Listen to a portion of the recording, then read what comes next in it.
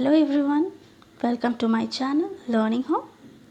आज हम अपने वीडियो लेक्चर में सीखेंगे कि हाउ इज़ सेंटेंस फॉर्म, कैसे सेंटेंस को बनाते हैं, सेंटेंस क्या होती है, टाइप ऑफ सेंटेंस और identify the type of sentence.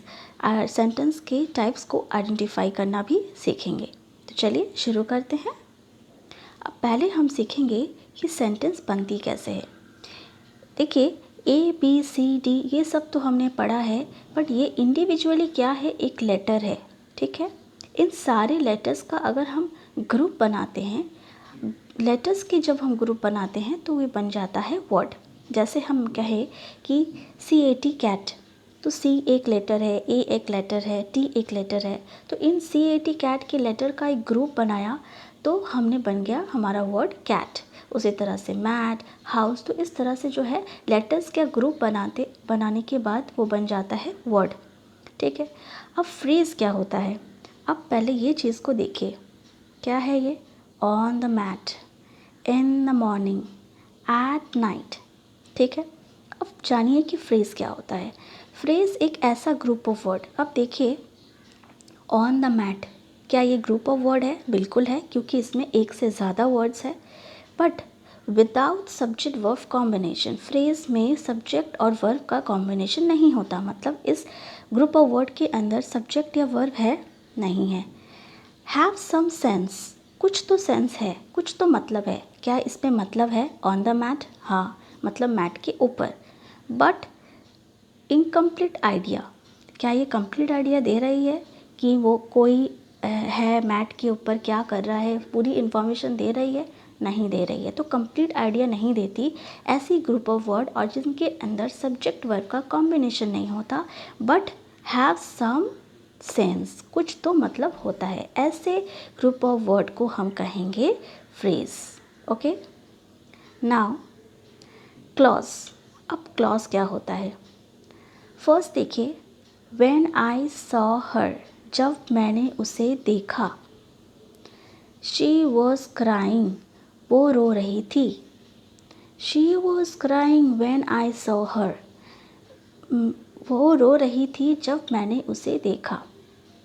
अब क्लॉज देखिए क्या हुआ। Clause a group of word. आपने पहले सेंटेंस में देखा कि ग्रुप ऑफ वर्ड है, हाँ बिल्कुल है, इसमें एक से अधिक वर्ड्स है। Both contain both subject and verb. और सभी सेंटेंस में एक चीज़ कॉमन है कि सभी सेंटेंसेस में, सॉरी सेंटेंस कह रही हूँ, सेंटेंस नहीं कह सकती, क्यों? क्योंकि ये एक ग्रुप ऑफ वर्ड है और जब तक इसकी कंप्लीट मीनिंग नहीं हो जाती तब तक हम सेंटेंस नहीं कहेंगे। अब देखिए, ग्रुप ऑफ वर्ड है, इनमें सब्जेक्ट और वर्ब है, हाँ है, बिल्कुल है। आई है हमारा सब्जेक्ट, सॉ है हमारा वर्ब, इसमें शी है हमारा सब्जेक्ट, वॉज है हमारा वर्ब। शी हमारा सब्जेक्ट है, वॉज है हमारा वर्ब, क्राई हमारा मेन वर्ब है। ओके, तो ऐसे ग्रुप ऑफ वर्ड जिनके अंदर सब्जेक्ट वर्ब तो कॉमन है, बट ज़रूरी नहीं कि ये कंप्लीट मीनिंग दे रही हो या नहीं। It may give a complete meaning और नॉट। ठीक है, तो ज़रूरी नहीं कि वो कंप्लीट मीनिंग दे या ना दे, बट उसके अंदर सब्जेक्ट या वर्ब है तो वो क्लॉज है। अब आप बता सकते हैं कि इनमें कंप्लीट मीनिंग कौन दे रहा है? शी वॉज क्राइंग, वो रो रही है, वो रो रही थी। शी वॉज क्राइंग, वो रो रही थी जब मैंने उसे देखा। ये सारी क्या है, कंप्लीट मीनिंग दे रही है ऐसी clause. When I saw her, जब मैंने उसे देखा था, तो ये है इनकम्प्लीट मीनिंग दे रही है, बट सभी क्लॉज है, ये सब क्लॉज है। क्यों? क्योंकि ये इनके अंदर सब्जेक्ट और वर्ब है। ठीक है, नेक्स्ट देखिए, क्लॉज क्या होता है। अब क्लॉज के टाइप्स देखिए। क्लॉज दो टाइप के होते हैं, एक डिपेंडेंट क्लॉज, एक इंडिपेंडेंट क्लॉज। डिपेंडेंट क्लॉज कब बनेंगे? जब ऐसे ग्रुप ऑफ वर्ड जिनके अंदर सब्जेक्ट वर्ब हो बट वो कंप्लीट मीनिंग ना दे रही हो। जब मैंने उसे देखा, क्या ये कंप्लीट मीनिंग दे रही है? नहीं। जब मैंने उसे देखा तो क्या हुआ? नहीं पता। इंडिपेंडेंट क्लॉज ऐसे ग्रुप ऑफ वर्ड जो हमें कंप्लीट आइडिया दे। अगर मैं बात करूं, इसे हटा दूं और मैं शी वॉज क्राइंग को सिर्फ देखूं, तो क्या ये कंप्लीट आइडिया दे रही है? बिल्कुल, कि वो रो रही थी। बट देखिए, एक एक डिपेंडेंट क्लॉज को जब मैंने इनमें जोड़ दिया, जब मैंने एक डिपेंडेंट क्लॉज को इसमें जोड़ दिया इस इंडिपेंडेंट क्लॉज के साथ, तो ये खुद में एक कंप्लीट सेंटेंस बन गया। कैसे बना देखिए, when she was crying when I saw her, वो रो रही थी जब मैंने उसे देखा। तो ये क्या है, ये पूरा कंप्लीट मतलब ये दे रही है कि वो रो रही थी जब मैंने उसे देखा, ये पूरा कंप्लीट मीनिंग हो गया। तो ऐसे सेंटेंस को हम कहेंगे इंडिपेंडेंट क्लॉज। क्यों सेंटेंस कहेंगे? क्योंकि इंडिपेंडेंट क्लॉज की सबसे बड़ी खासियत होती है कि वो डिपेंडेंट क्लॉज को ले सकता है, और एक डिपेंडेंट क्लॉज हमेशा एक इंडिपेंडेंट क्लॉज पर निर्भर रहती है, मतलब दोनों एक दूसरे पर डिपेंडेंट रहती है एक कंप्लीट सेंटेंस बनने के लिए। तो देखा आपने कि ये एक कंप्लीट सेंटेंस है। क्यों? क्योंकि इसके अंदर जो भी दी हुई है ग्रुप ऑफ वर्ड, इससे हम कंप्लीट आइडिया निकाल पा रहे हैं। तो हमने सीखा कि एक डिपेंडेंट क्लॉज, एक इंडिपेंडेंट और एक डिपेंडेंट क्लॉज मिलकर एक सेंटेंस बन सकता है। और एक इंडिपेंडेंट क्लॉज अगर हम बात करें, शी वॉज क्राइंग, तो ये खुद में एक कंप्लीट मीनिंग दे रही है, इसमें सब्जेक्ट और वर्ब है, तो ये खुद में एक कंप्लीट सेंटेंस है। तो एक इंडिपेंडेंट क्लॉज भी खुद में ही एक सेंटेंस होता है।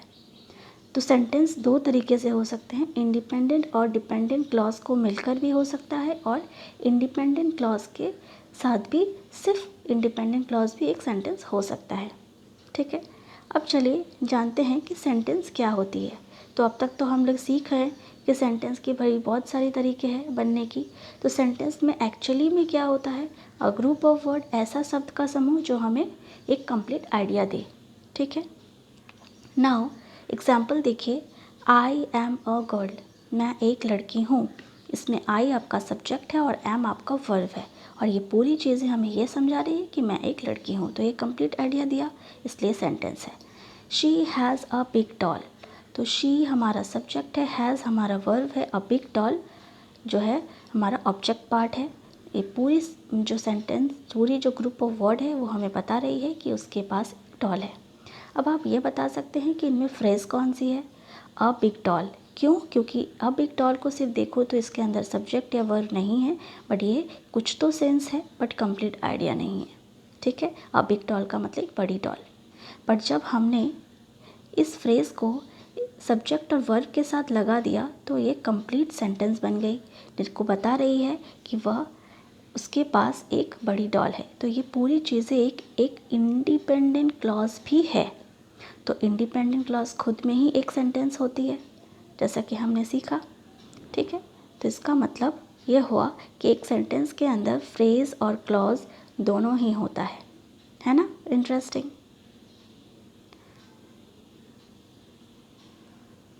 नाउ एक सब सेंटेंस के लिए हमें क्या चीज़ की ध्यान देनी है? एक सेंटेंस के लिए सबसे महत्वपूर्ण चीज़ें ये है कि एक सेंटेंस में सब्जेक्ट और वर्ब होना ज़रूरी है। वर्ब सेंटेंस की हार्ट होता है, जो हमें पूरे सेंटेंस का एक मीनिंग देता है। मतलब सब्जेक्ट और वर्ब मिलकर भी एक कंप्लीट सेंटेंस बन सकती है। ठीक है, ज़रूरी नहीं कि उसमें ऑब्जेक्ट होना ही चाहिए। सबसे ज़रूरी चीज़ है हमें सब्जेक्ट और वर्ब को देखना। ठीक है, नेक्स्ट है, each and every sentence must start with the capital letter. मतलब पहला शब्द का पहला अक्षर जो होता है, फर्स्ट लेटर जो होता है, वो कैपिटल में होनी चाहिए, और हमेशा एंड होती है पंक्चुएशन के साथ।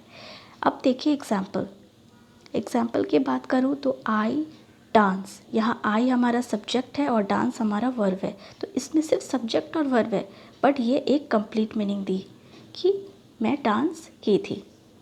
आई हैव अ डॉल, मेरे पास एक डॉल है। इसमें एक सब्जेक्ट है, एक वर्ब है और एक ऑब्जेक्ट है। ठीक है, they are playing with ball, तो हमारा दे सब्जेक्ट है, आर प्लेइंग वर्ब है और ये ऑब्जेक्ट है।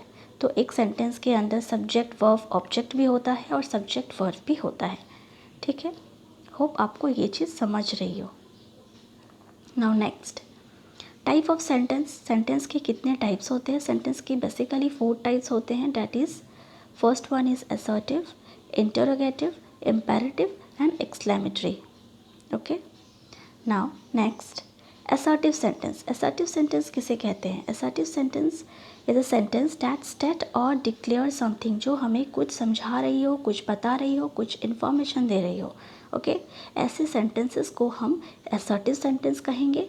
और ऐसे असर्टिव सेंटेंस के शुरुआत का पहला अक्षर जो होगा, पहला शब्द का पहला अक्षर कैपिटल में होगा and ends with full stop, और अंत होगी फुल स्टॉप के साथ। जैसा आपने देखा कि ही जो है मैंने कैपिटल में रखा है, देखिए रेड में है हमारा फर्स्ट वर्ड का फर्स्ट लेटर।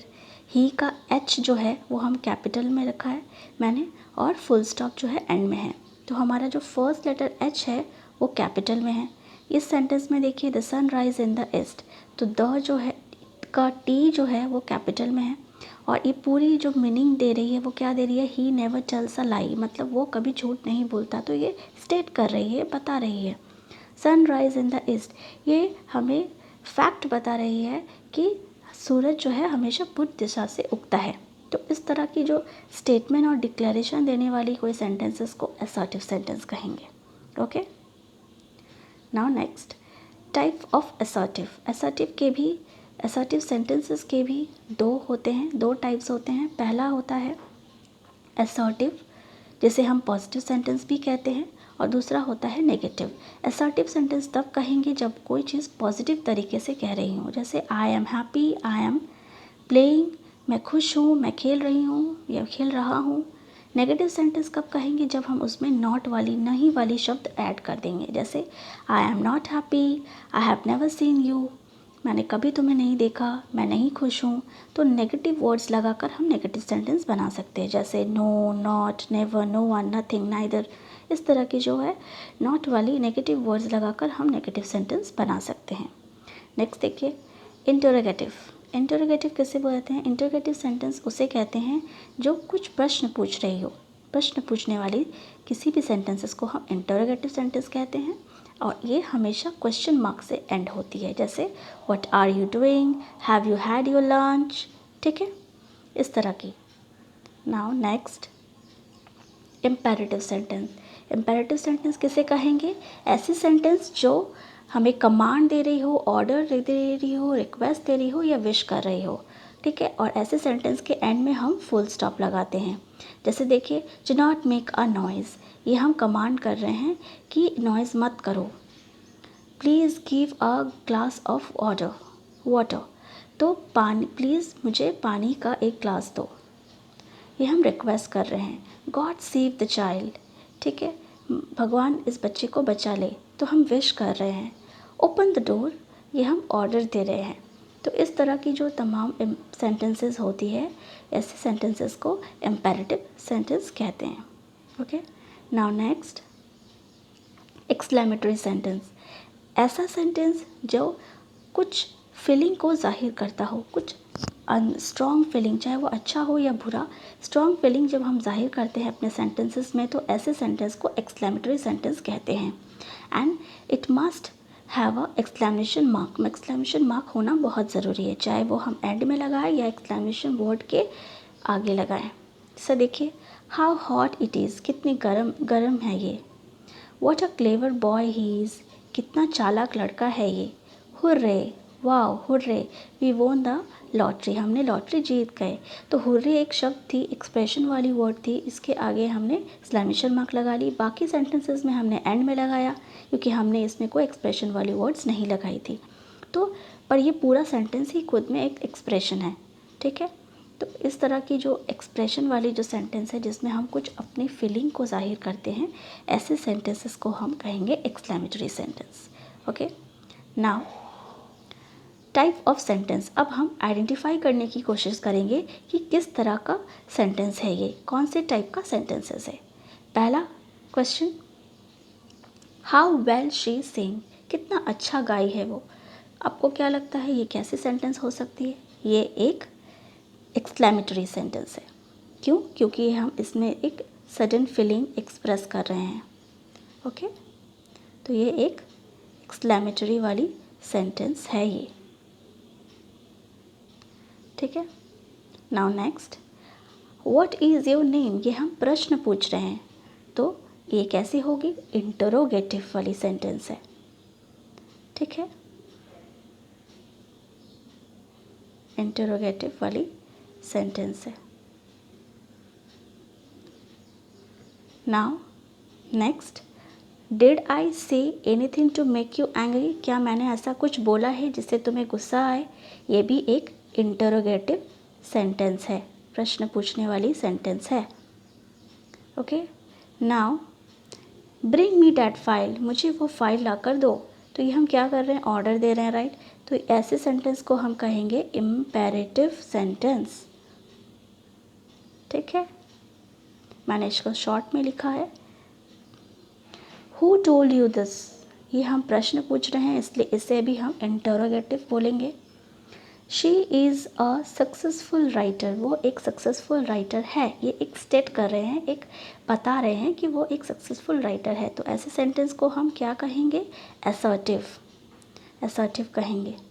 बट अगर इसमें नॉट लग जाती तो हम इसे नेगेटिव सेंटेंस कहते हैं। ठीक है, तो ये असर्टिव में अफर्मेटिव वाली सेंटेंस है। ठीक है, असर्टिव में ये अफर्मेटिव वाली सेंटेंस है। क्यों? क्योंकि ये पॉजिटिव तरीके से बता रही है।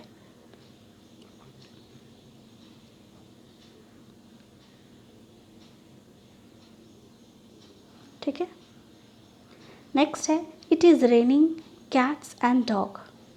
तो it is raining cats and dog मतलब कैट डॉग एक आइटम्स, एक फ्रेज़ है जिसमें कहती है कि आ रही है जा रही है, आ रही है जा रही है। तो इस तरह की जो है फ्रेज़ हम लोगों ने यूज़ करते हैं। तो it is raining cats and dog मतलब कैट या डॉग नहीं, बारिश आ रही है जा रही है ऐसी वाली सेंटेंस है। ठीक है, तो ये भी एक स्टेट दे रही है, इंफॉर्मेशन दे रही है। तो बारिश जो है आती जाती है, तो ऐसे सेंटेंस को भी हम असर्टिव सेंटेंस कहेंगे। ठीक है, I want to become a writer, मैं एक राइटर बनना चाहता हूँ, ये भी एक स्टेटमेंट दे रही है, तो इसलिए हम असर्टिव सेंटेंस कहेंगे। She does not eat meat और फिश, वो नहीं खाती मांस और मछली, तो ये भी एक असर्टिव सेंटेंस है। गो एट वंस, जल्दी जाओ, एक तो इस तरह की जो है हम ऑर्डर दे रहे हैं या कमांड कर रहे हैं, तो ऐसे सेंटेंस को हम कहेंगे इम्पेरेटिव सेंटेंस। ठीक है, होप आपको ये चीज़ें समझ में आई हो। नेक्स्ट, कुछ सेंटेंसेस आपके लिए भी है जो आप प्रैक्टिस कीजिए और मुझे कमेंट सेक्शन में जाकर ज़रूर बताएं वीडियो कैसी लगी, और मुझे ये सॉल्व करके भी मुझे रिप्लाई कर सकते हैं। ठीक है, अगर आपने वीडियो को फर्स्ट टाइम देख रहे हैं तो प्लीज़ सब्सक्राइब कीजिए ताकि आने वाले इंटरेस्टिंग वीडियोज़ आपको मिलते रहे। Thank you so much.